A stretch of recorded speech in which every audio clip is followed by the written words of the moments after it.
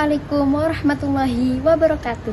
Halo teman-teman, perkenalkan nama saya Shelina Rizky Aulia dengan NIM 2024010122 dari Fakultas Ilmu Tarbiyah dan Keguruan Program Studi Pendidikan Agama Islam semester 1 kelas 1D dengan dosen pengampu Bapak Soekarno MPD di Universitas Sains Al-Quran Jawa Tengah di Wonosobo. Di sini, saya akan sedikit menceritakan tentang sejarah perkembangan ejaan bahasa Indonesia. Untuk membahas tentang sejarah perkembangan bahasa Indonesia, kita harus tahu dulu nih, apa sih itu ejaan? Nah, menurut Kamus Besar Bahasa Indonesia, ejaan merupakan kaidah cara menggambarkan bunyi-bunyi dalam bentuk tulisan serta penggunaan tanda baca. Nah, setelah mengetahui pengertian dari ejaan sendiri, langsung saja kita lanjut ke pembahasan tentang sejarah perkembangan bahasa Indonesia. Yang pertama, ejaan Van Ophuijsen. Ejaan ini diciptakan oleh Carles Adriaen van Ophuijsen yang ditetapkan pada tahun 1901 sampai tahun 1947. Ejaan ini menggunakan huruf Latin dan sistem ejaan bahasa Belanda. Gambaran ejaan Van Ophuijsen ini seperti huruf C dibunyikan sebagai huruf Y. Misalnya pada kata sayang, penulisannya seperti ini. Lalu huruf OE dibunyikan sebagai huruf U. Kemudian huruf DC dibunyikan sebagai huruf C. Huruf TC dibunyikan sebagai huruf C. Huruf NC dibunyikan sebagai huruf NY. Huruf CH dibunyikan sebagai huruf KH. Huruf SC dibunyikan sebagai huruf SY. Selain itu juga ada tanda apostrof seperti pada kata rakyat, Jumat, dan lain sebagainya. Yang kedua yaitu ejaan Suwandi atau ejaan Republik. Pada tahun 1938, yaitu saat Kongres Bahasa Indonesia I di Solo, ada keinginan untuk menyempurnakan ejaan Van Ophuijsen. Lalu pada 17 Maret 1947, ejaan Suwandi atau ejaan Republik ini berlaku, yang tentunya terdapat perbedaan dari ejaan sebelumnya, seperti tanda apostrof dihapuskan, kemudian penggunaan diftong OE diubah menjadi huruf U. Yang ketiga, ejaan pembaharuan. Pada saat Kongres Bahasa Indonesia II yang diselenggarakan di Medan tahun 1954, terdapat gagasan tentang perubahan ejaan yang menghasilkan beberapa keputusan, yaitu 1. Ejaan sepadat-padatnya menggambarkan satu fonem dengan satu huruf. 2. Penetapan ejaan hendaknya dilakukan oleh suatu badan yang kompeten. 3. Ejaan itu hendaknya praktis tetapi ilmiah.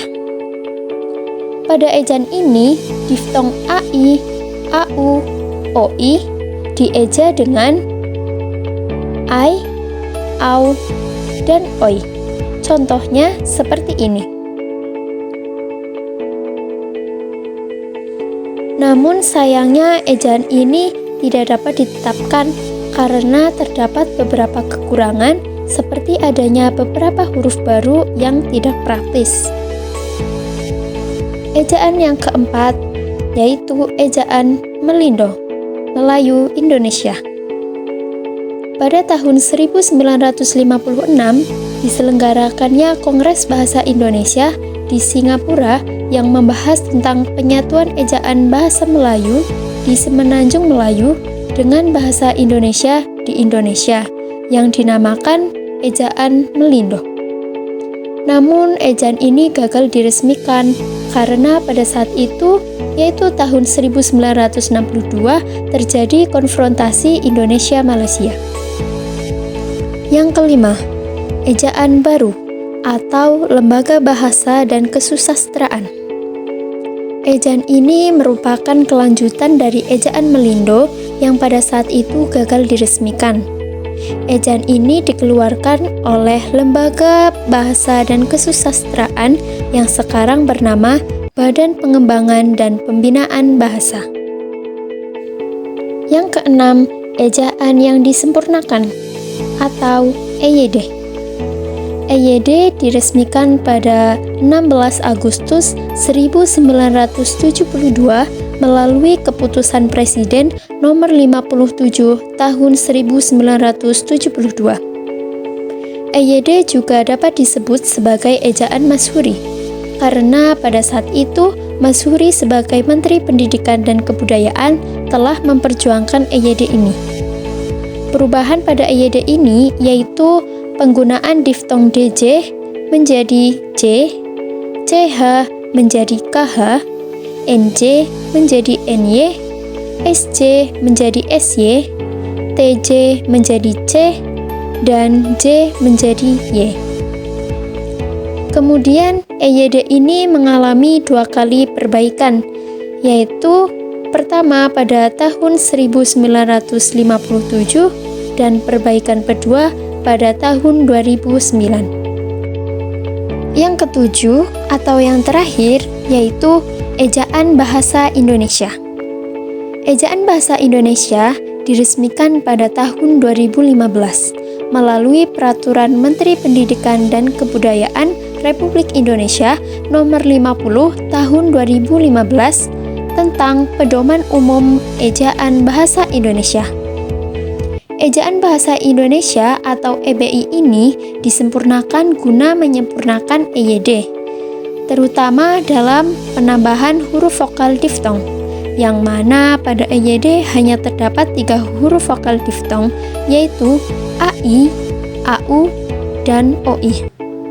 Sedangkan pada EBI atau Ejaan Bahasa Indonesia ditambahkan 1 huruf vokal diftong sehingga jumlahnya menjadi 4, yaitu AI, AU, OI, dan EI.